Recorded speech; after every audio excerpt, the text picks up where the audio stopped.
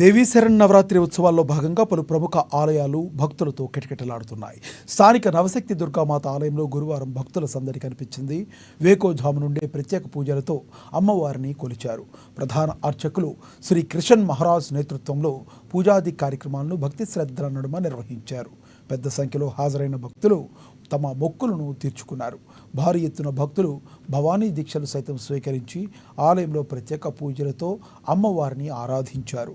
అనంతరం ప్రదక్షిణాలు చేస్తూ మొక్కులు తీర్చుకున్నారు.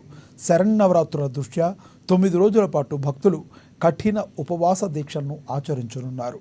నవరాత్రులను పురస్కరించుకుని ఆలయంలో చేపట్టనున్న ఆధ్యాత్మిక కార్యక్రమాలను శ్రీ కిషన్ మహారాజ్ వివరించారు.